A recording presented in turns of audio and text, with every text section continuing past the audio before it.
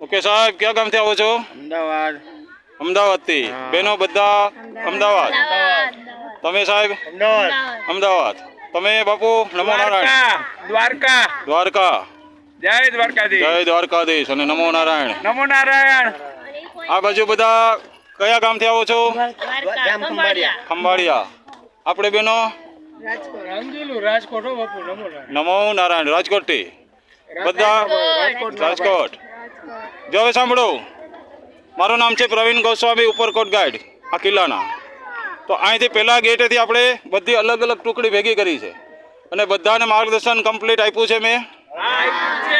હા, પહેલી જગ્યા જ્યારે આપણે ભાણેજો ગેટ ખોલા ત્યાંથી સ્ટાર્ટ કરેલું છે ટોટલ, અને ત્યાંથી પછી પથ્થરની ખાઈ બધા જોઈ, ત્યાંથી આગળ લઈ ગયો નીલમ અને માણેક તોપ, સમજાયું બધું? ત્યાંથી આગળ લઈ ગયો રાણીના મહેલ, એ રાણીના મહેલમાં નીચેનો માળ જ્યાં તાળા લાગેલા એ જગ્યા બતાવી. ત્યાંથી આપણે સીધા ઉપર ગયા બીજો માળ. તો એ બીજો માળ આપણે ઉપર ચડતા હતા એટલે ત્યાંથી સામેથી આખો ચહેરો દેખાય, હનુમાનજીનો ચહેરો. પછી બીજો ગિરનારજી, એ જગ્યા એ ચહેરો બતાવ્યો આખો, અને શિવજીનો, અને ત્રીજો અશ્વસ્થામા પહાડ. આ ત્રણેય દર્શન થયા સાહેબ. હવે જ્યાંથી આપણે આગળ ગયા એ હતા નીચે આપણે બુદ્ધિસ્ટ કેવ, ત્યાં આપણે ગયા નથી. એ પછી આપણે આગળ ગયા એટલે અડી ચડીની વાવ એ કમ્પ્લીટ જોઈ. હા, ત્યાંથી આગળ ગયા એ પછી આપણે સીધા નવઘણ કૂવો, એ પણ આમાં અમુક લોકો જઈ આવ્યા છે. હા, 250 પગથિયા નીચે ઉતરીને જઈ આવ્યા ને ત્યાંથી. અરે રે, ત્યાંથી આપણે આગળ આવ્યા એટલે કોઠા અનાજના કેટલા વર્ષ અનાજ હાયલું, કેવી રીતે હાયલું, હાંચવો કેવી રીતે, જાણ્યું તો બધું?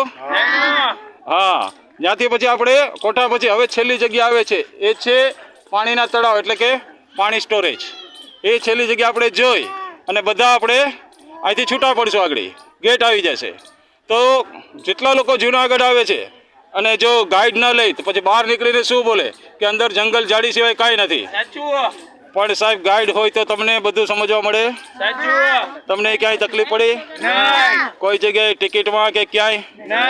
તો ગાઈડ કરી શકે આ બધું. એના માટે કિલ્લામાં ગાઈડ જરૂરી હોય. તો પાછા ફરી વખત ગમે ત્યારે આવો, તમારા દર્શન બધા બાકી જ છે. હજી તો પહેલી જગ્યાએ તમે આવ્યા, પછી જોગણીઓ, પછી આ બાજુ દાતાર, પાછળ આ બધું બાકું જ છે તમારે. તો આના માટે એક એક દાડો જોઈએ બધાને. જ્યારે તમારી પાસે હા